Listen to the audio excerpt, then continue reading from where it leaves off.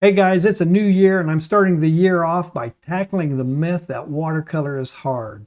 Watercolor isn't hard, it's just a victim of your first experiences with watercolor in grade school, when they would set you down with that crappy paint, those crappy brushes and crappy paper, expect you to paint something for 40 minutes while the teachers would go smoke cigarettes in the teacher's lounge. Well, that's not what we're doing today. Hey, I'm not smoking anything. We're going to work on figuring out how to get you up and running on your watercolor journey with some basic watercolor 101 information. Hey, I'm Rusty Nelson, your college art professor, and let's get started. All right, we're going to get started taking a look at the physical components of what you're going to need to get started on this watercolor journey. The brushes, the paper, and the paint. Those are the basic things you're going to need to get up and running with watercolor. First off, we're going to take a look at the brushes, some means of applying the pigment to the paper. We have a flat brush, that's a flat watercolor brush. We have a mop. We have 3 different sizes of rounds. You can get a whole host of sizes on that. Same with any of these other brushes. They all come in various sizes. If you work a lot of very large pieces, you want to go something bigger than an inch. You might go up to a 2-inch or even a 3-inch watercolor brush, or even larger sizes, mops and rounds. We also have the specialty brush right there, this fan brush. You can use and work with sponges and even paper towels. Okay, so working with paper towels and sponges, those are very handy things to keep on hand because you can work in both an additive and a subtractive method by adding special effects, by painting them in, or by picking them out of the color of the wet paper. So keep those handy. They will be useful as you're working on your watercolors. All right, so paper is our next topic here, and you have a whole range of options to choose from when it comes to paper. You can work with individual sheets. You can buy large individual sheets. You can buy it in pads of 20, 50, depends on the grade of paper you're working with. It can have a smooth finish, hot press, or a rough finish, cold press, and it has various weights. The thinner papers ripple and warp quite a bit as you're working on them. The heavier weights maintain their shapes better. Various artists work with it in different ways. They like to tape it down possibly so none of the rippling comes into play. They may wet down and prep the paper first so it gets all the ripples out of the way before they start painting on it. Some artists will just simply start painting directly on it without worrying about any of the prep work. So there's a range of options that you're going to have to play around with and get used to and figure out what you like, what you dislike. But with paper, if you're just starting out, don't worry about the expensive stuff just yet. You have a lot of other techniques and processes that you have to learn and get under your belt before paper really becomes an issue. So the cheaper papers dry quicker than the more expensive papers. So a lot of watercolor artists like to have that moisture retained in the paper for a long period of time so they can work with various effects. Papers have a lot of options. You're going to have to play around with it, get familiarized with it, but don't go expensive too quick. All right, so that's some basics on paper that you need to be aware of. Definitely look for a Strathmore, a Grumbacher, or even a Canson paper to get started with. Don't burn through a lot of expensive paper as you're learning this. You can kind of step your way up to it when you're ready for the next step. So now we're going to look at the paint options that you have as you're getting started with watercolor. And you have essentially 2 choices, tubes and pans. So let's take a look. All right, here we are, tubes and pans. The pans, there's all sorts of options out there, and there's all sorts of options for tubes as well. Don't feel like you have to work with the expensive stuff. This is Winsor Newton. This is a set that I bought off of Amazon. It is essentially just a small pan set, and I supplemented with some full pans. So whenever you see the difference mentioned in the product descriptions, full pan, half pans, that's the difference. That's your full pan, that's your small pan right there, or half pan. This is a nice little set, and it also comes with the detachable lid, which serves as your mixing area as well. And all your pans typically will have these mixing zones on the piece as well. And then they all just simply fold up for travel. So they're very handy. These are very good for when you want to go out on location to paint. This one's a little more of a difficult thing because you have the pans here and then your mixing tray over here. I've used this in studio in class with the students. And then amazingly, when I teach my class up at the university, I try to work with the same materials that the students are bringing into class, and I have discovered over the years, and this is going to be crazy, but this is an older set. They look a little different now, the newer versions of it. But these Prangs is a great student grade watercolor. I've done a lot of pretty nice little watercolors with this little set. It's got all the primary and secondary colors in here, and a tint and a shade. So you can really mix up about anything you need with this little set. I've got no complaints with that as well, even though it's not as good a paint as the Winsor Newton. So anyway, there are a lot of options when it comes to pan sets. Very expensive sets, $150, $200 for 24 colors, clear down to you can get some stuff for about $12 or $18. Again, the cheaper you go, the more grainy the colors get as you dilute them out. And like I said, that Prang set is a pretty solid student grade color. You can really thin it down and it doesn't get too granular at all. So take a look at that. Buy some of the cheaper things just to get started with. And now let's take a look at the tubes. All right, so this is a tube paint setup where you're going to need a palette. And this is typically for in studio, although I do see some sets of tubes set up for plein air and on location painting as well. But typically this is a studio setup. I have a couple of porcelain trays. They sell a whole host of plastic trays that you can work with as well. And you can see I have a whole range of colors on this big palette here with my basic primary and secondary colors going in a color wheel around here. And then I have some earth tones on the corners and some shades. And then over here is a simple, and this is great if you don't really want to spend a lot of money on a lot of different colors, because you know that if you have red, you have yellow, and you have blue, you can mix about any color as long as you have your shade and your tints as well. So if you really want to get good with your color mixing, buy 4 colors right here. This is M. Graham. That's a good brand. I have Winsor Newton right here, and these two are M. Graham as well. You can just simply get a primary red, primary blue, and a yellow, or a cyan, magenta, and yellow, and black in that. So this is essentially the 4-color printing process that the commercial presses print with: cyan, magenta, yellow, and black. And out of that, you see everything that's printed in any magazine, on any ad, any billboard. All right, so there we go. That's some of the supplies and equipment that you're going to need as you get started on your creative journey in this new year. Get some of that, and you're going to have a lot better success with your artwork than the crap they used to give you back in grade school when we were supposed to be painting with watercolor and they were smoking cigarettes in the teacher's lounge. So I want to get so many comments. So anyway, hey, we're going to now start working on some of the basic fundamentals of watercolor and actually applying pigment to paper and seeing what happens. It's typically known as the 4 secrets of watercolor. So let's get started. All right, so here we are. We have our setup here. I have a Grumbacher 6x9 student grade paper. It's got the nice texture to it, so we should be able to get some pretty cool effects depending upon what we're doing. And we need to understand the states and stages of the paper. And we're going to have to learn the states and stages of the brush. And then we're going to figure out how all this color works. I have a primary yellow, actually that's a magenta right there instead of a primary red. And then I have a primary blue here along with black, and that's jet black, and a white. So our shade and our tint in this. And we should be able to mix about any color we might want to mix. Actually, let's start with understanding the states and stages of the brush. So you either have a wet brush or a dry brush, and that doesn't mean bone dry. That just means a brush that has been unloaded with the excess moisture in it. It can be just water, or it can be a solution of the color, your saturated color as well. So you could mix up a color, take a swipe, just take a swipe through your hand like that, and that unloads the brush. It's still damp and there's still pigment or just water in it, and you can do stuff to the paper, all right? So that's really the fundamental states and stages of the brush, no matter what brush it is, a flat brush, a mop, a round, or even a specialty brush like a fan, all right?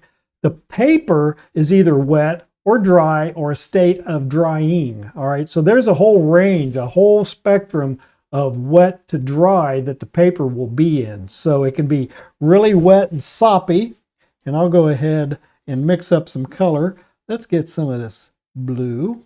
All right, so I'm going to mix up a nice little saturated block of blue here. All right, and that goes to the state and stage of the pigment as well. How saturated is your pigment going to be? All right, and I got a pretty good swash right there.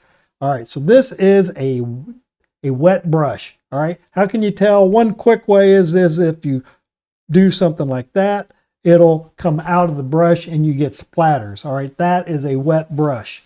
And what we just did was added wet pigment to a dry piece of paper. And if you notice, none of those splatters are going anywhere. They're staying right where they landed and they're not transitioning or doing anything at all. So I'm going to take another clean brush with just water and I'm going to wet down this area, and there is a wetness to the surface of the paper now. And if I hold my paper just right, you should be able to see the sheen. There it is right there. See the sheen? That is a wet piece of paper.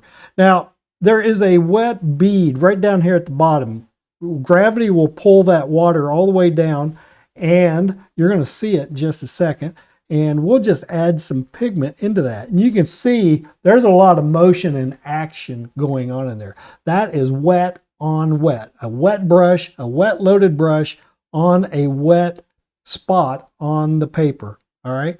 And as you can see, my table is at an angle, so it's all kind of flowing down towards here, and it's beating up right down here at the bottom of the area that I made. So that was wet on dry. Those splatters were wet on dry, and we can do a wet on dry over here as well. And you can see the difference in the quality of the edge. We got a sharp edge, we have a fuzzy edge right there. Wet on dry, wet on wet right there. All right.